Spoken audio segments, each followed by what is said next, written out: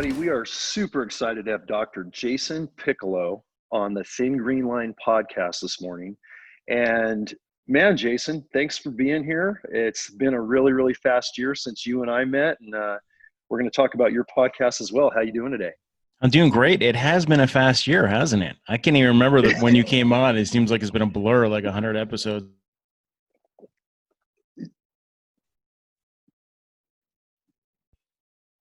Yeah, I remember just settling kind of in Montana. I just recently retired, and you had me on your Protectors podcast, amazing format in season 1. And I think that was all the way back in last May. And here we are barely a year later. And you just had your 150th episode of the Protectors. Congratulations, man. That is awesome. 150 episodes. Wow. And 150 episodes I had to edit. We were talking about that good stuff in the pre-interview. Yeah. Unlike I hope Wayne we and make it there, John. Hey, someday, and Jason, unlike Wayne and I, who do have a producer that helped us with all this stuff, man, you are a one-man show, and I've been on a couple of your shows now, and to see the quality of the video, the quality of the audio, the visuals, the different mediums you use, kudos to that. That's no easy task. I appreciate that. We're not there yet, man. We're learning from a pro. We're learning from a pro. I don't know about that, but it's been a great experience because I've gotten to meet so many incredible guests, yourself included, and learn from them. You know, granted, I had my law enforcement background and military background, but I'm learning every time I have a guest. So that's the greatest thing about having a podcast and a show. Yeah, it's really cool to see this technology available now, and especially in lieu of COVID, where these face-to-face meetings, speaking engagements, training, filming, whatever we would be doing outside of this, we can't do, but at least we can communicate. And that's one of the topics, of course, we're going to explore today with you, is how the Thin Green Line has been affected on so many levels since COVID. But before we get ahead of ourselves, for those new listeners and viewers for our Thin Green Line podcast, I just want to read a little bit of your bio because it is super impressive, man. And I was blown away when we met last year. Honored to know you as a friend and as a fellow Thin Green Liner. So just bear with me, guys. It's going to be kind of condensed, but I hope I don't butcher anything here, Jason. So Dr. Jason Piccolo has been in law enforcement for over 20 years, and that's several different facets of law enforcement we're going to talk about. You've patrolled trafficking corridors as a U.S. Border Patrol agent near the San Diego and Mexico border. My alma mater, home to my heart down there, doing the cartel work in California, where we both did some work. And you were effective in disrupting major narco-smuggling organizations before landing that White House Security Council's human smuggling cell. And we talked about the Protectors. This is a podcast a little bit similar to what we're doing with the Thin Green Line, in that military, law enforcement, veterans, active duty can all chime in on some really good things going on that the public needs to know that you highlight. Like we said, you just had your 150th episode. You served in the United States Army from private to captain, including a tour in Iraq. And how many years did you have with the Army, Jason? I had 13, 5 active. Wow.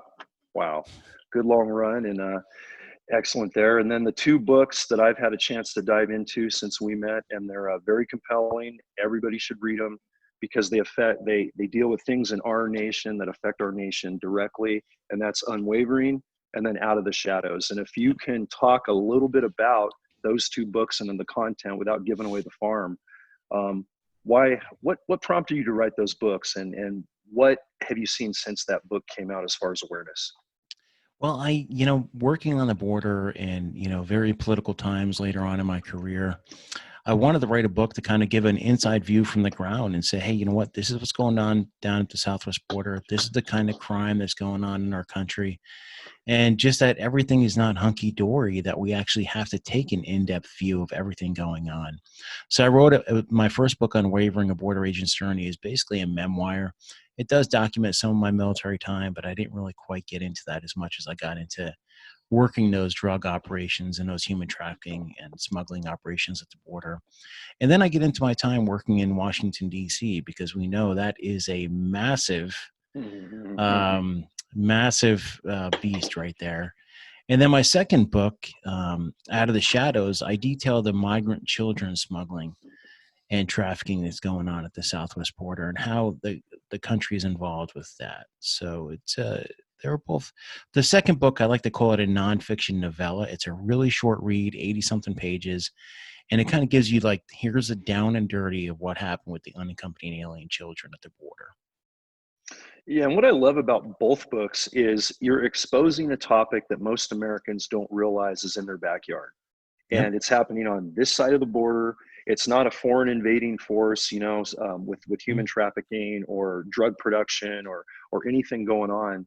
And something so many people, and Wayne and I have talked about this, you and I have talked about this, and a lot of our other mutual guests, is that we have this cartel element embedded in America that's embedded in running operations like a corporate structure very effectively, right, throughout the I, entire country. And it's just it's crazy to think that it's happening, right under our noses, both in our rural outdoors as well as in our cities. And it's not just methamphetamine and narcotics trafficking and production, or toxically tainted cannabis. It's what you alluded to in your second book, the human trafficking issue that's mm-hmm. so pervasive everywhere. Well, let's backtrack. I mean, I don't know if you guys want to kick it off right now, but hey, let's backtrack to the Southwest border and my time as a Border Patrol agent. Absolutely. I started 20 plus years ago, and I ended up working at the U.S. border right at the area that goes from San Diego up to the Otay Mesa Mountains. So it's a very industrial area, a lot of warehouses, and then it transgresses right up into a huge mountain range. And so much human traffic goes through there. And there's a lot of banditos on the border. You know that as well. But I did the Border Patrol for a while. I also detailed out to the Organ Pipe National Park out in Arizona.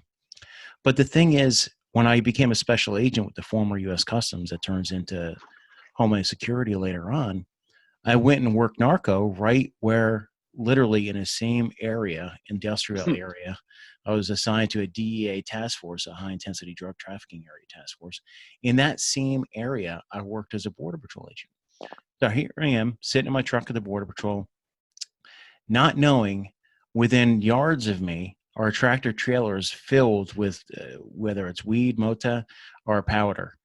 And then later on, when I get into working the narco contraband, I was assigned to what they call proactive groups. So we were assigned to go after the smuggling organizations. And I found out the organizations owned so many of those warehouses exactly where I was patrolling as a Border Patrol agent. So even as a Wow. Border Patrol agent, I didn't know what was going on. So how can anybody who doesn't have has never been to the Southwest border or has been there, i.e. the news, mainstream media for 1 to 2 to 3 minute sound bites, know what's exactly going on at that border. And then later on, I worked the tunnel task force for a bit, and the tunnels were massive, and then all the way down to low scale ones where you had to crawl through. So there's so much at that border, man, and you know that just as well as I do. Yeah, it's crazy. And speaking of, the methods of infiltration, and you mentioned, you saw it overland, obviously, right on that San Diego, Mm-hmm. California border, which ironically is where I was stationed. I was stationed right on the San Diego Riverside County line in the rural side, the Temecula Basin area, back in '92 when I started, and we were getting it all the way up into Mm-hmm. that border of just basically smuggling people. But we Yeah. had no clue, like you said, what was going on with the narcotics and the weed trafficking. And tunnels were a foreign entity. No one thought, Mm-hmm. the criminal organizations down south were being that elaborate. But talk about the tunnels that you saw way back then. How big were they? How many were you finding over a span? And how are you getting? How are you finding them? And things that you can talk about, because that's a fascinating Yeah, method that people want to the know about. Yeah. the tunnels are still going on. They Right. have to. I mean, the massive amount of narcotics that it's supply and demand. And I always tell people, I'm like, every little town, every single town in our country has cocaine in it. Everyone, 320 million people. How many of those have tried or seen or been around cocaine? Not necessarily they're all taking it, but they know someone who has. Can you imagine the massive amount of supply that has to come across a border? And then you Huge. look at the Yeah. seizures, and a lot of people think, yeah, and you know this because, and I'm sure Wayne does too. DEA is a domestic entity, and Customs and ICE, the former Customs and now ICE and now Homeland Security investigations, does all the international investigations for narco trafficking. That's how I got involved with it. all international, and DEA and FBI are supposed to go after those major organizations like the cartels, and but everything coming across that border has to have a pathway here. Right. Lots of ports of entry. You're getting maybe 80, 100 keys per ports of entry a day, a week, maybe. So you got to figure there has to be a tunnel. I always like to think that there's a tunnel and there's using train, because good luck trying to x-ray a train coming across. Right. So these tunnels are massive. Now they're anywhere from the ones that someone crawls through for human traffic, or the ones that are like really well made. They go on for hundreds of meters, and they're maybe 100 or less meters underneath the ground, with power, with railway, with everything, with oxygen getting pumped in, and they're incredible, and they're there. Now, I was fortunate. I don't know if I should say fortunate enough. We had a collapsed tunnel, like a man-made tunnel. There was one you can crawl through. And this is one of my funny stories about tunnels, is they wanted someone to cross over on the other side of the fence and take pictures. So here I am. I leave all my guns and everything on this side of the border, and we were working with the federales. And then I ended up crawling through the border and popping out on the other side of the tunnel, and there's all these federales with MP5s, and I'm like, hola! So I whip out my old 35 millimeter camera, and I gave it to one of the guys, and I'm like, photo? Necesito photo, okay. And we started taking pictures and everything up. To this day, I'm looking for those pictures everywhere on my things. But you go from something like that, where you're working closely with the feds over there, the federales, and they don't care about one human traffic tunnel coming across the border. But you can't be having a massive logistical tunnel without having some sort of help on both sides of the border. So Right. these tunnels are still there, and it's not just San Diego; they're everywhere. And that's one of the main problems down there. So yeah. Yeah, it's crazy you mentioned. I mean, that was way back almost 20 years ago when you were starting and seeing it down there. And just right around March-ish, when COVID dropped, a couple more massive ones were discovered. And, we were blowing that up on podcast forums and talking about how elaborate they are, and the rail systems you mentioned. And then it's one thing to see all that getting into the country that we talk about, but what do you see as the environmental impacts? And I know that's kind of a loaded question, because you and I have discussed this on your podcast, but things I started to see as a No, game warden, and things Wayne sees, and it's not just on the border, on the south border, no. but everything Wayne sees on the East Coast. I'm up on the Alberta border now, closer than I was on the Mexico Mm-hmm. border now that I'm in Canada. The stuff that's coming in from Canada from the Mexican cartels because of some of the attention down south. So we're getting it from both sides, and we're having some environmental impacts, right, brother, that Yeah. people And you don't know think what? about. I still keep a foothold with it. I have a ton of friends that are still in, and I keep a foothold. I kind of keep an idea of what's still going on down there. And the border, when I saw it, and the border, it's still the same way, is just a massive dump of trash. You know that just as well as I do, is that Yeah, everybody coming across the border, they don't think about packing up. And it's not like you're going for a hike and you're going to pack and leave with your trash. It just, you come, you leave your bags, you leave everything as you come, and it's just all trash, man. And it's toxic environment. Everything, from the Tijuana River, overspilling, whatever comes out of right. that thing into the U.S. It's just incredible, man. And then there is no thought about the environmental impact. And man, it's sickening when you see it, because like me, I grew up in the mountains. I lived right next to the Appalachian Mountains in New Jersey, Nice. between Jersey and PA, and I love it, man. And you and I grow up around the same times, like in the 70s and 80s. You have that trash everywhere, and then we we start the ecological cleanup, and it gets really good.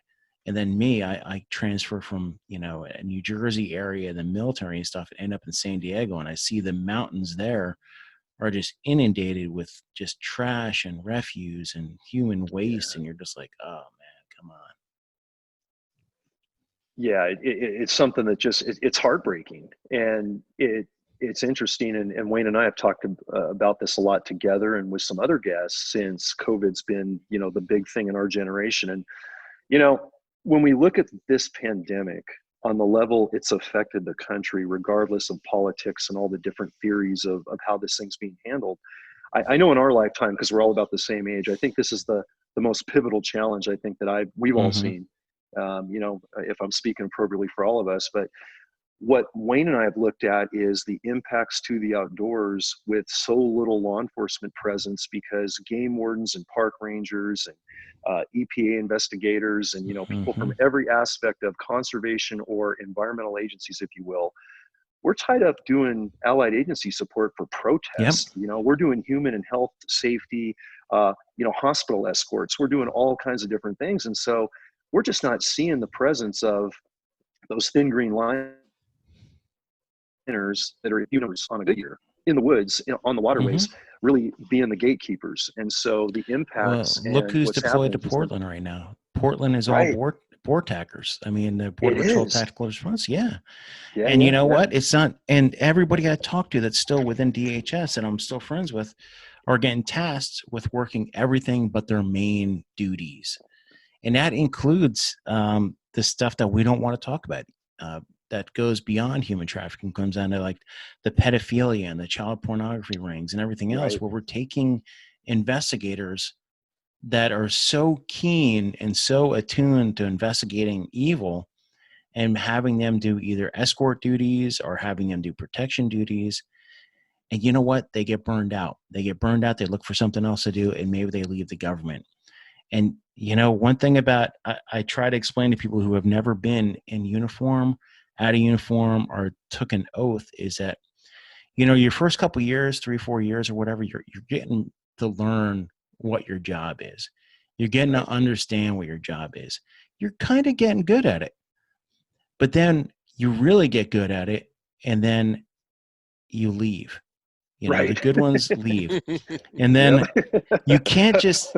I try to explain this to politicians, and I try to explain this to everybody. You can't just hire a body. There is more to investigations and enforcement than just hiring someone who has an education or has the checks the blocks and everything. They still have They still have to learn. And if all those good ones left, who are they going to learn from? You Right. know? So you have this huge learning curve. And what's going to happen really close? You just retired, right? 2 years ago? Yeah, it's been about a year and a half. Yeah, it was Yeah. the end of December of 2018. And Wayne, you 2 were right years. there with me within Yep. a couple of months. Wayne and Yep. I ironically retired about the same time. Yeah. If I went in the Border Patrol when I was supposed to, when I got out of the Army in 96, I was going to follow my best friend into it, I'd be retired. Now, think about Yeah. this 2001, post 9/11, all of the major hiring happened. That's when I became a special agent. Right. That's when, they were still doing Operation Gatekeeper down at the border. So Yep. between 95 and 2001, 2002 is when they hired massive amounts of Border Patrol agents who were all eligible for retirement if they stayed in the government. Yeah. FBI, everybody had massive post 9/11 hiring. And we're looking at about 2 years from now, we're going to have a massive crunch in hiring. And Yeah. oh, by the way, all the hiring right now is almost to a standstill because of COVID. And it Yeah. takes about a year plus to get hired into the government. So we're about to look at a major crisis here in about 2 years, unless we unless we change the narrative. Because who wants to be a cop or law enforcement or wear any type of badge right now? I mean, I know I still do, but it's tough to get quality candidates out of someone where everybody says defund the police, defund ICE, abolish police, abolish ICE. I mean, bro. Yeah, we're Yeah. already Yeah. seeing a It's recruitment issue among local police departments. Hmm. Every agency has that slack right now, and have this created, we're going to have so much more slack. And, our benefits have been decreased in the recent years. New Hampshire, when they went to change some benefits, there was going to be a massive retirement, which would have bankrupted a few cities. So they rethought it because they would rather have the trickle effect of retirement rather than what New York City is experiencing right now, with, last I knew, a 411% increase in their retirement from the same time last year. So, and what's the future? We can barely get 2 kids in these rural areas to take a test and then pass it physically, doing the academics. And to get on these rural police departments to do a rural job and get paid little to nothing for now a 25-year retirement at age 55. And, where when we started, it was a little bit better, a little bit sweeter. So, and just to change the mentality. And I talked to my dad about this, like the Vietnam era. He was in Vietnam. When he came back, I said, what was it like? And how they treated the armed forces back then is kind of how they're treating the police today. Don't you think, Jason? It's almost like that's what I was looking back in history, because I'm a big believer history repeats itself, and maybe not in the same footsteps, but you know what, Wayne, I'm glad you said that. History absolutely repeats itself. And I try to remind people that, after Vietnam, there were so many domestic bombings. There was so much just upheaval of what was going on. People forget about all the terrorist acts that were happening back then. You used to have Carlos the Jackal and all his cohorts and everybody. Right. But yeah, history does repeat itself, and we don't know what part of the cycle we're in. Because if then you look back throughout all of the ages, and you kind of figure, before we used to be on kind of 100-year cycle, and now you figure with technology and media and everything else, we're kind of moving to 10 to 20-year cycles of violence of action and everything else that's going on in our society. I'm glad you brought up the state and rural recruitment ideas as well, because it's tough. My wife's an FBI agent, and the FBI right now is having a tough time trying to find quality candidates. Really? Ooh. It's just everybody in the federal government. Because the other thing too is, you have different generations, and with the technology, and you and I, we all know this, is that you want things a little bit quicker because you're used to having everything quicker, information on demand. And now when you're trying to hire someone who grew up with that, and now that they're at the age where, hey, you know what, I want to get hired. I want to get hired now. I don't want to wait 8, 9, 10 a year to get into an agency when I could just go get a private sector job making $125 a year right off the bat. Right. Yeah. And to that point, it's not only all the hits that, this historical repeat of the Vietnam era, that those veterans had to endure. But now it's a generation of youth that don't necessarily, they're not maybe motivated to do the job for the reasons we did. I know when Wayne and I started, and when you started, Jason, we weren't really looking at the dollar signs, right? If we wanted to have a real lucrative income for our family, we would have went into law or medicine or engineering or something like that. It was about getting out there and just paying it forward, being moved by protecting this country and loving wildlife and loving the people and doing it thanklessly. It wasn't like we were going out there for accolades or any of that. We wanted to serve. That was the bottom line. And I'm just finding, especially in the sentiment the country's in right now, and correct me if I'm wrong on this, guys, but with all the unrest and the things we're seeing on these West Coast cities like Portland, and the things that are being said, is there's no love to serve, with this particular demographic. And when you look at the fringe elements right now in technology, in social media, on the news every night, it's really given a bad kind of skew of what the sentiment of the country might be, youth or otherwise. And I think we are up for a major challenge, because it's not only the retirements we're going to have, it's just the lack of awareness or motivation for our next generations to want to do anything in service, regardless of what law enforcement branch it might be. What do you guys think on that? Absolutely. I think what's going to happen is you're always going to have those ones that want to serve. And Right. I'm a big fan of getting away from social media sometime, and just especially Twitter, because if you look at it that way, all you're seeing is the negativity, and all you're seeing is a cancel generation. But how many millions of people, how many people do you know are really focused on that? How many people just want to get up, do their job, raise their family, and just do the right thing? If we get away from social media, and we get away from mainstream media, regardless of what side you're on, left or right, I think you're going to find that most people still have the same moral compass. I don't know if that's the right words. Yes. But then what you're seeing whenever you turn on that news, whenever you check out your social media feed, is all the negativity. Right. You're always going to have people that want to serve. Always. You may not have the amount But you're always going to have that. And that's the same. That's why recruitment, you're always going to have people going into the military. There will always be that. The thing is, you have to be able to remember that and not get to the, oh my God, the world is going to end all the time. And just start trying to change the narrative. Yeah, that's really all we can do, knowing that you know, middle America, quote unquote, is still alive and well, right? We're blessed. We're amazingly lucky to have what we have in this country, and I think we're not hearing a lot of that because, again, like you said, Twitter, Instagram, the news stations, And video then, news, John, whatever. I'm going to interrupt you right there, because what else do you have? A lot of people are tuning into podcasts. That's why you're Yes, seeing everybody starting podcasts. That's why you're seeing more people tune into podcasts, because a lot of times you don't get ground truth unless you talk to people who are on the ground, or you talk to right. people who know people on the ground, or no. You know, you just have to find the right content and the right avenue for your information. Because like you said, man, you get off Route 95, you get off Route 80, 81, or one of these major thoroughfares, and you get into what America is like. It's a very great place. Mm, People forget about that. You know, if you ever look around my office, you'll always see that I have flags everywhere, because I love my flag. I love our Right. flag. The flag Oh has yeah. nothing, absolutely nothing to do with our government. It is our nation. That is what the flag is about. And I can get on my horse all day long and tell people about how much I love my country. I've been serving it since I was 20 years old. That was 27 years ago. So I think I have the right to do that. I mean, you can have a dissenting opinion, no problem. But just remember that there are a lot of people like me out there who still love our flag and still love our country. Not like the thousands that are marching here and there across every major city.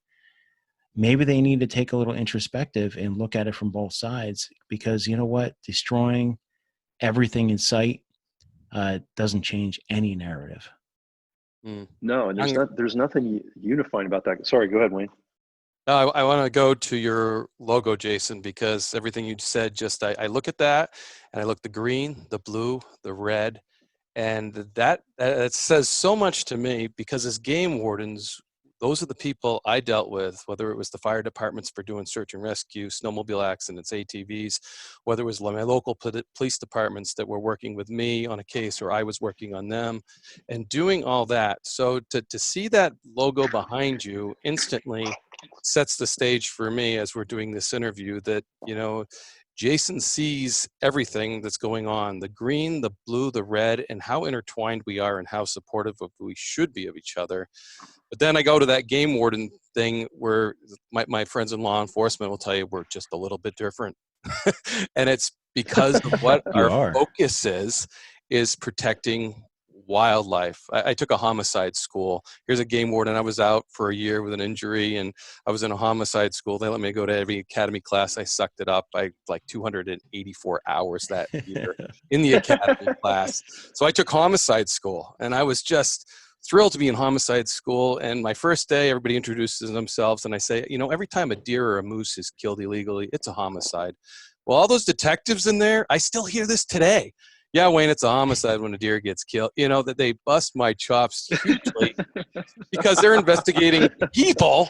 And here I just said Uh-huh. an animal, but that's my priority. And it's the same thing. We collect the same type of evidence. We do the same type of blood spatter. We collect the same kind. As far as I'm concerned, I'm treating that deer or moose as a homicide. But then when guys are working on those cases, like you said, trafficking and pedophilia and all these other things that are so much more important. But to me, I'd rather be out there catching the poacher. And it's different. We're wired different. And Border Patrol the Crime is same way. crime. Yeah. But Yeah, like, everybody has their niche. I don't want to, my next book is going to be on domestic trafficking, human Nice. trafficking, and about little kids. Like, I want to focus on our domestic issues. But that's my thing, is I want to raise awareness. That's why I do the podcast. I want to raise awareness. It's something that happens, when you don't have the power to go out and do that type of stuff, you raise awareness about it. Same, there's nothing absolutely nothing wrong with being a game warden. I could tell you that one of the coolest things, I was down at the border. I was a 30-day detail to Ajo, Arizona. And this is before I was a border patrol agent. This is before I started working dope. And I see this BLM Ranger roll up with his Ford F-250 dually, and the back is loaded with bales of weed. He's got one in custody. He's got his M4, and I'm like, that's the job I want. I just want to patrol. I want to hike through the mountains. I want to get the poachers. I want to get the traffickers. I just want to hike all day. And that's just one of the things, man. That was my dream when I was in a border patrol. And then later on, I got into different types of investigations. You know, when you become a special agent with the former customs, you don't know what you're going to work. I ended up working narcotics, and I was like, I loved working narcotics. But I tell you, man, BLM, anything, Bureau of Land Management, for those out there who don't know, but if they're listening to this, they know, is that it's your niche, man. And it's what you're good at. And if you're good at it, you become a subject matter expert at it. And then you teach other people. So it's a kind of that ripple effect, man.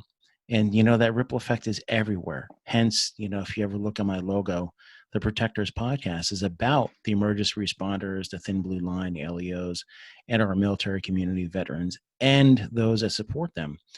Because you want to get those people that support them, and you want that ripple effect to go out there. You want to tell their stories, hence the Thin Green Line podcast. The more stories you tell, the more people know, the more people understand, the more support you get. More support turns into more funding if that gets in the ear of the politicians, or if you're running a nonprofit. That's why you'll see on my podcast, I always have nonprofits on, because a lot of times they don't have an outlet to go to. Right. So it's all about knowledge and passing on the knowledge.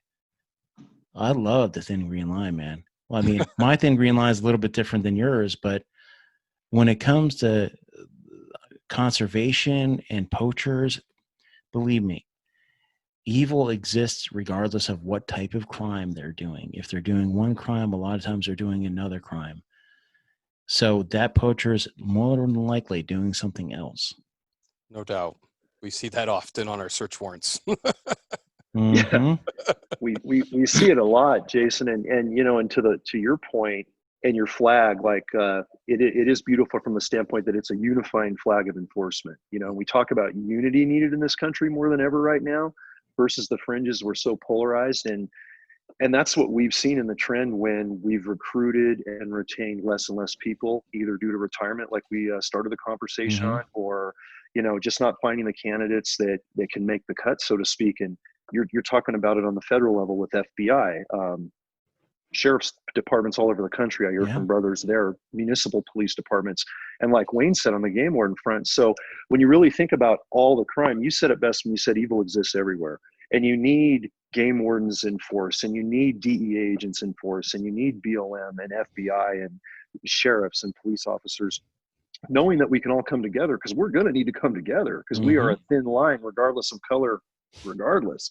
So we're going to need to be a force multiplier. And I know one of the coolest things about the last 15, 10, and then definitely the last 5 years of my career is seeing this change, not only with the special operations direction some of our agencies, like my game warden agency, was going towards, but seeing other agencies integrate with an acceptance level and a brotherhood level, and not just doing it because it was expected, but doing it because it was an embraced relationship and bond of trust.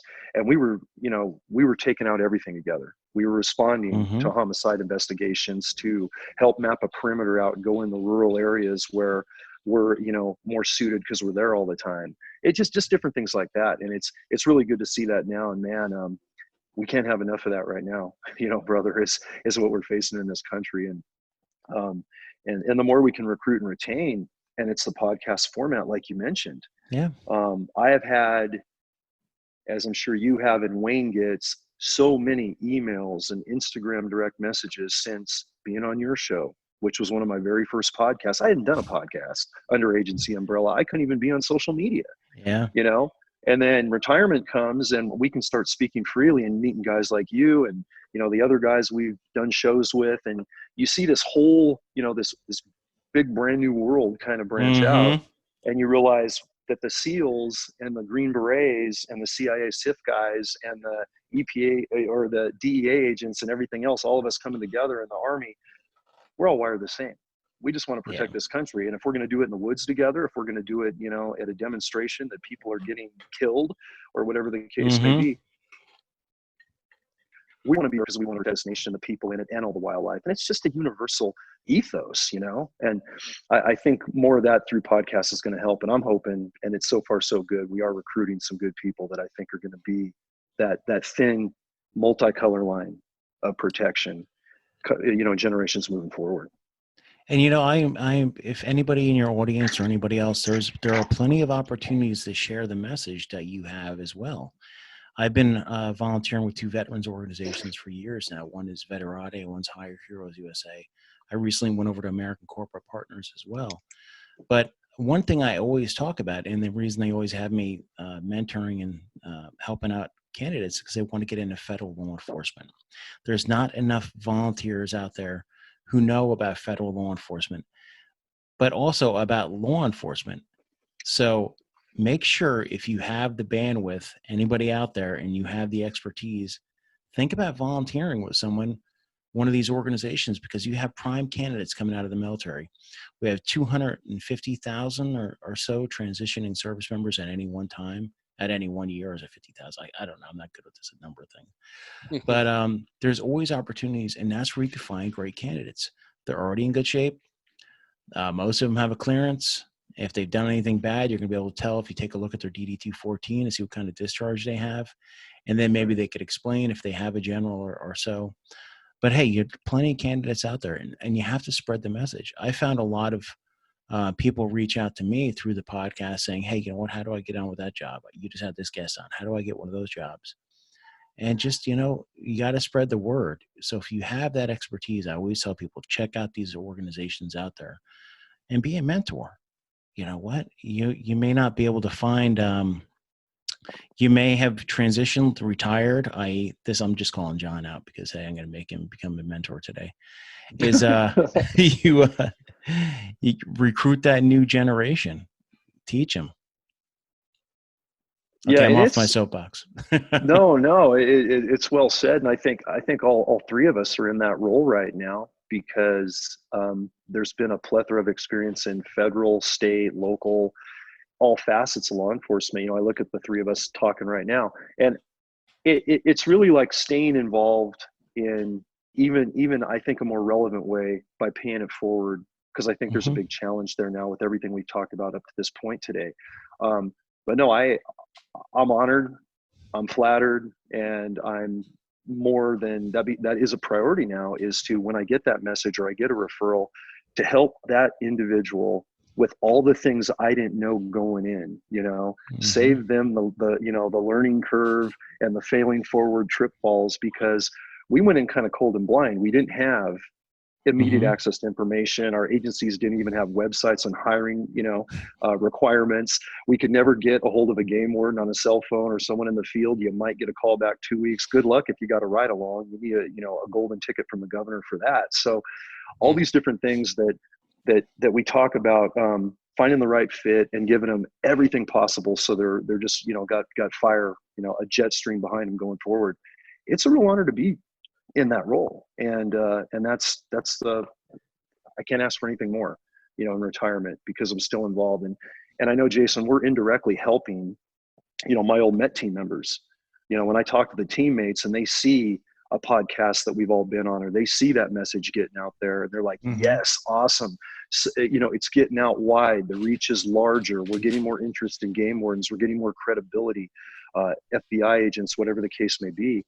So no, it's important that we all do that. And my concern will be when those calls or messages don't come in, and then I'm going to start to worry that, we're not reaching enough people, or we're just losing too much interest. And that's a depressing moment. And so far, so good, even through this change in the nation and all of this unrest and all this defund the police movement, and, everything from the Minnesota events that just sparked just a firestorm in this great nation.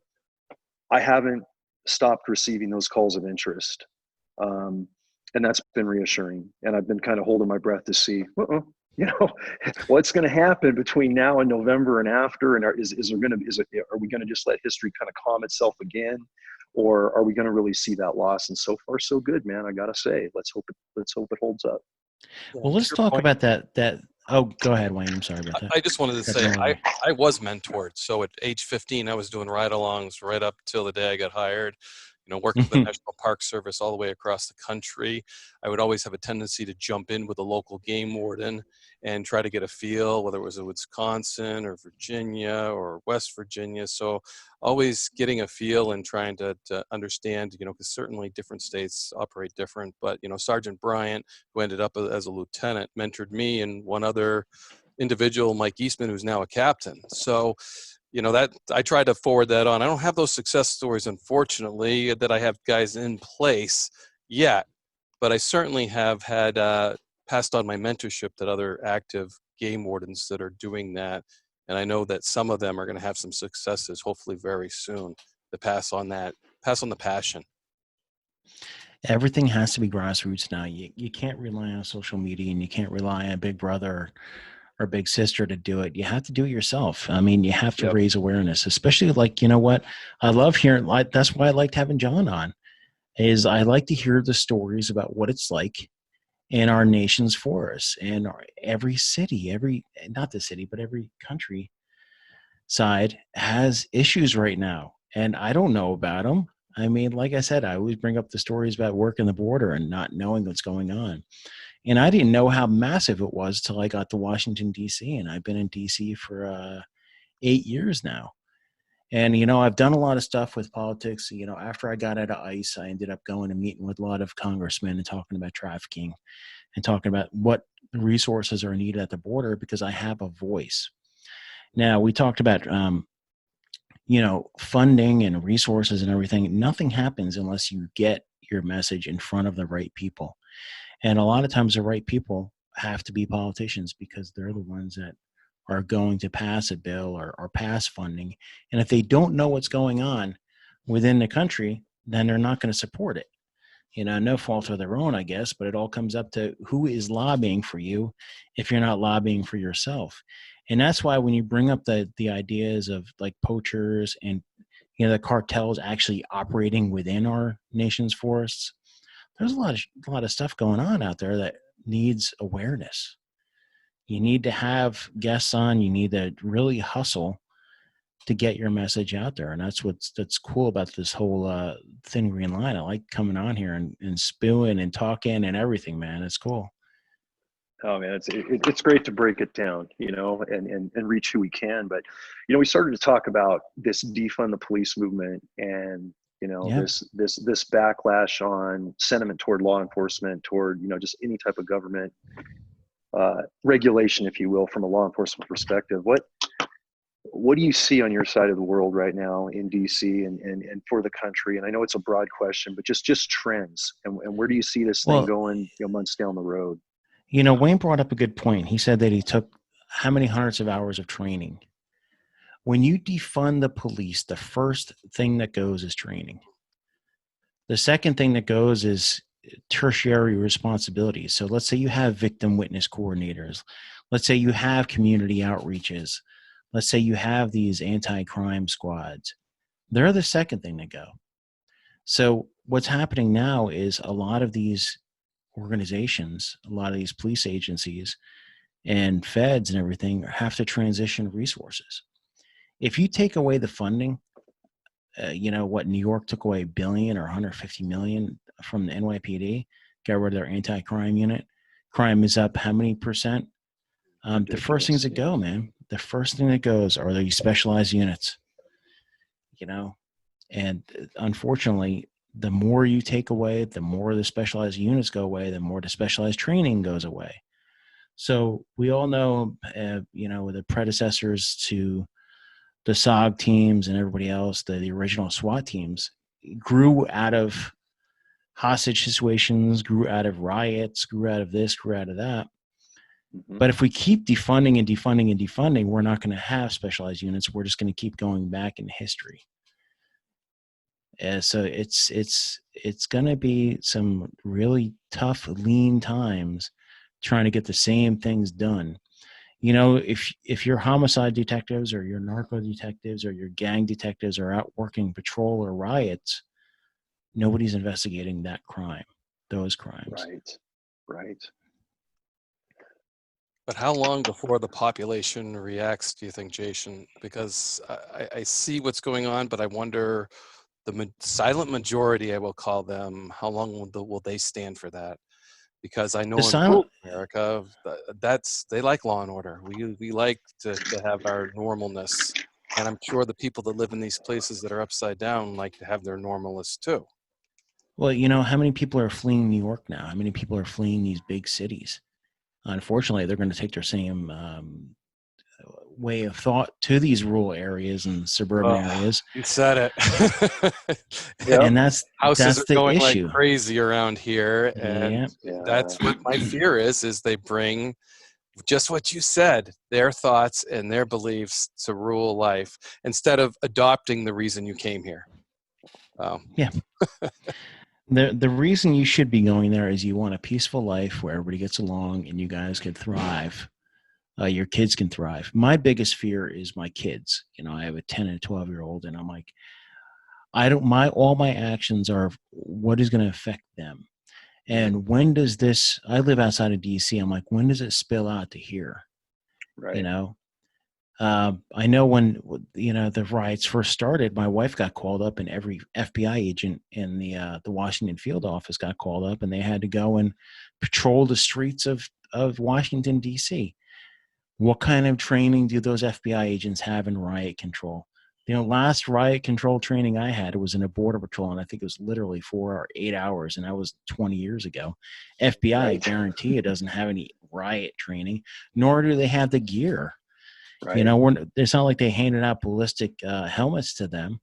I mean, you could throw on a bulletproof vest. We all know that bulletproof vests don't stop knives. They don't stop edged weapons. A bulletproof vest, and what are you going to get, a 21-inch baton to stop anything? When was the last time Right. you qualified with a baton? When was the last time you were proficient with a baton? These are little things that turn into big things when you deploy thousands of federal agents to go around. We have to start thinking about the bigger picture. So when you defund everybody, you defund that training, are they ever going to get riot training? Are they ever going to get protest training? Are they ever going to get just any type of training when it comes to that type of stuff? But because maybe there's some sort of like magic bullet training out there where it teaches you how to deal with people, the verbal judos and all the other types of trainings they used to have. Maybe there's something else out there. It doesn't have to do with violence on violence. But I don't know, man. It's just, I don't want it to spill over into my neighborhood. But I have that luxury of not living within a city. Not everybody does. There are people that have to live in cities. There are people that have to live where these riots are going on, where this violence is happening, where their businesses are. And the businesses are getting shuttered with COVID. Now they're getting shuttered forever because they've been burned down or looted. Right. Right. So when does it bleed over into the silent majority? Soon. Definitely pre and post election, regardless of who gets elected. But we're going to be going through some tough times, for the near to midterm future. We'll get over it. And unfortunately, I'll stop talking here in a minute, but the thing is, we got attacked on 9/11 almost 20 years ago. Boston bombing, yeah, that was a horrific event, but we haven't had a major terror event since 9/11, like major. Right. We've had people drive the trucks through crowds, terrorists. I'm not talking about the protesting ones. But what happens when a major terrorist attack happens, whether it's from a domestic player or an international player, or maybe an international player funding a domestic player, happens in one of these big events, and we start going into terrorism mode again?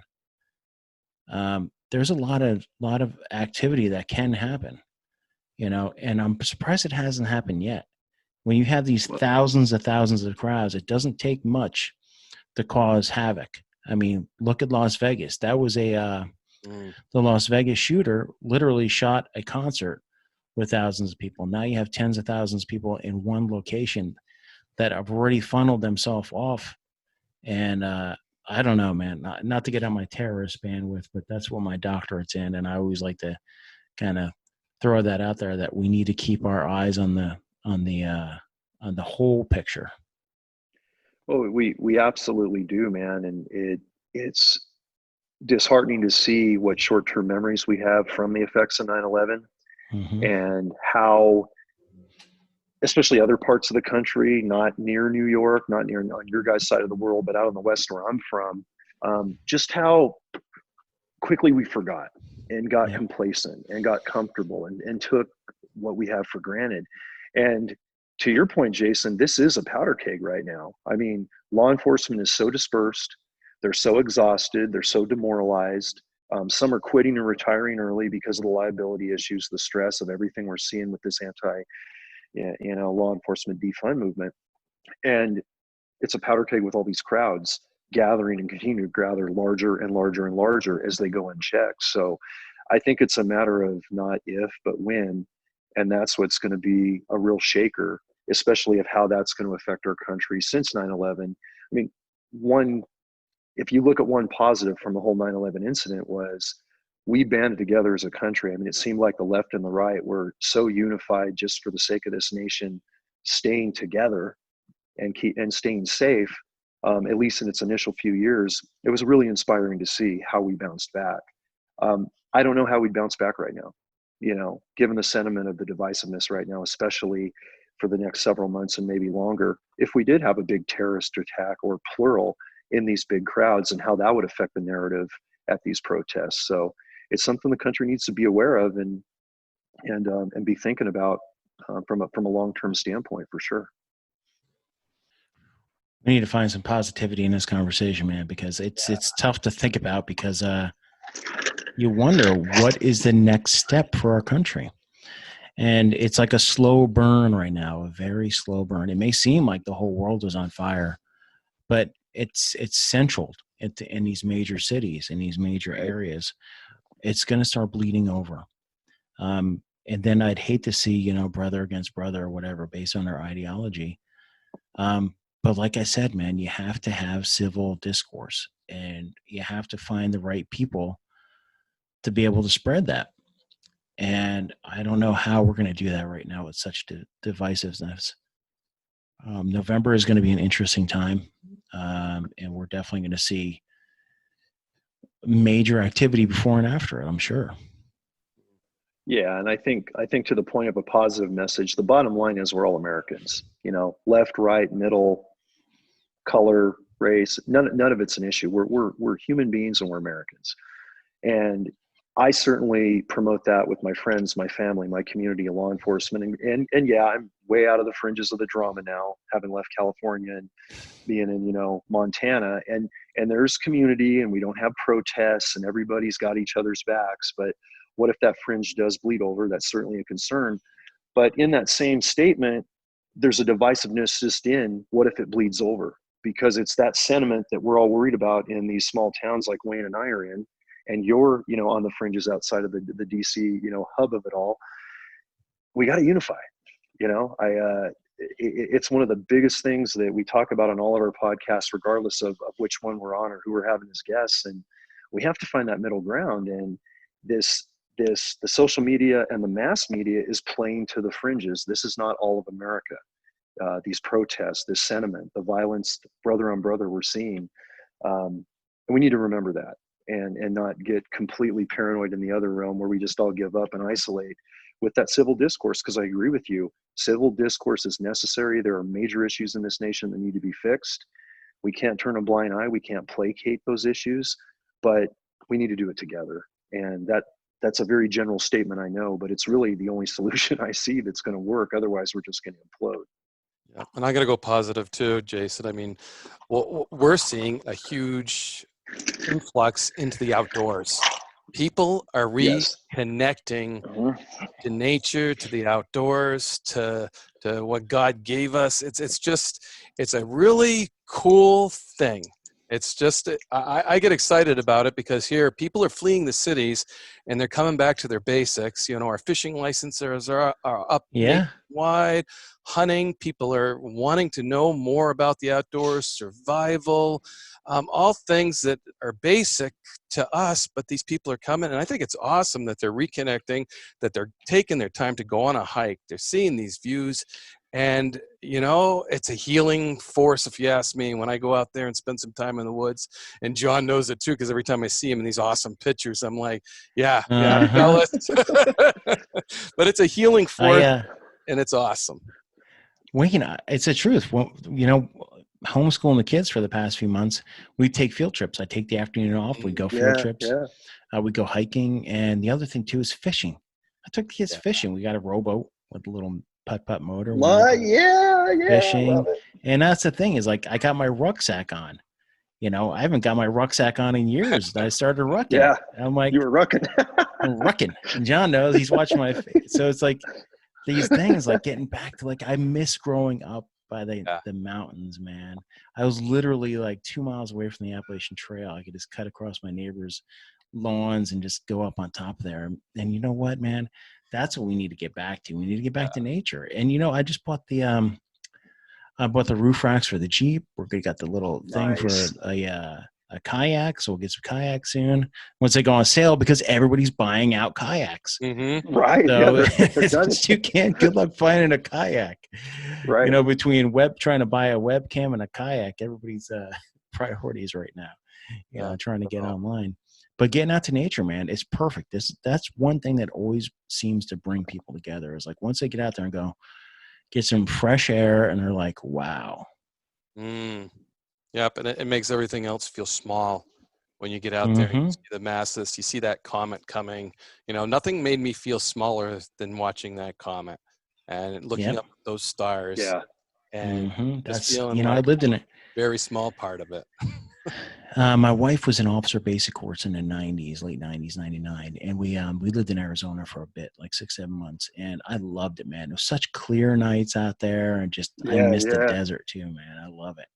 You could look up and you can see like the shooting stars, the comets, and it's just, wow, man. Yeah. And a lot of these veterans groups, Jason, bring veterans and bring them to the outdoors. I know I have the absolutely. Parallel Wounded Warriors near me, and those guys have a place to wounded warriors come up. They hunt, they fish, they experience the outdoors. They got a camp to stay at. It's again, it's that healing process. And I know you work with a lot of veterans groups, and I see that, and I'm pretty excited to acknowledge the healing force of the outdoors too, because that's definitely a pretty cool thing. Yeah, I work with Operation Supply Drops. Actually, now it's Outperform, Serve, and Develop.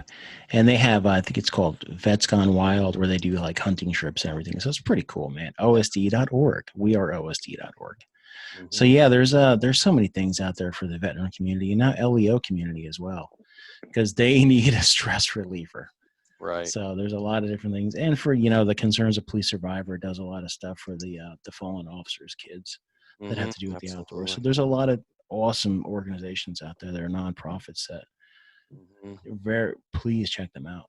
Yeah, and it's great you're bringing your kids and taking the time and going fishing, going hiking.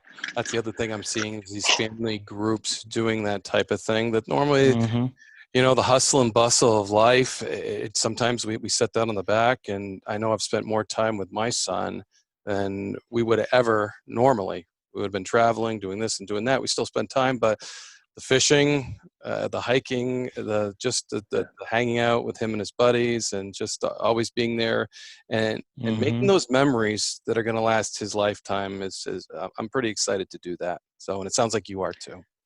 Yeah, absolutely. That's what it's all about. That was a good way to leave it on the positive. Absolutely. Yeah, it comes back to that thin green line of outdoors, man. Wildlife, wildlands, and waterways, guys. It's hard to hate when you're up in nature. It really is. That's true. And bring a good knife. The John Norris knife. Exactly. Oh, geez. Might know a guy. There might be a blade in the knife world. Yeah, no. So, Jason, you're doing so many good programs and potential sponsors and things like that. Before we wrap, is there anybody you want to talk about or programs you want to make our listeners aware of and us aware of if we're not already there? Really support the podcast, subscribe to it. It's gone beyond a podcast. I started calling it a show because we are now, the Protectors is streaming on Vimeo and Amazon Fire TV, averaging like something like 30,000 views now per show. And it's just incredible, man. It's awesome. Podcast is streaming everywhere, the Protectors. I have a women's empowered series as well called Empowered with Kelsey and Jason. And that we talk to women LEOs, women veterans, and just try to bring, get really good stories out there, because I have a 10-year-old daughter and I really want to learn from empowered women. So check out Empowered. The other thing is I'm wearing Notch gear. I love Notch gear. They don't sponsor me, but I just really dig their gear. Combat Flags. Check out Combat Flags. Use code PROTECTORS. They sponsor the show now, which is my first sponsor. So yeah, man, if you ever look at my office, you'll see I have flags everywhere. So, Awesome. and a lot of them are combat flags, and that's it, man. OSD, we are OSD, Outperform, Serve, and Develop. I am their director of corporate philanthropy, but I've been slacking on that, raising money for the organization, but they do a lot of great stuff for the veteran ecosphere, they call it, ecosystem. So yeah. And there's probably a million other shout outs I could throw, but that's it for now, man. Good stuff, man. Well, we're going to promote those, and just thanks for being on the show and everything you bring to it, and sharing such a great conversation on current issues and long-standing ones. And we'll certainly keep on touch and bring you back for some more updates. Thanks, guys. I do want to leave off with one thing about the thin red line, thin green line, and thin blue line. That is not a standoffish line. That is really the line that really keeps evil away from you. It's only a thin line. So they're there, the Protectors, and that's why the Protectors community is very near and dear to my heart. Thank you, guys. Well said. Thank you, buddy.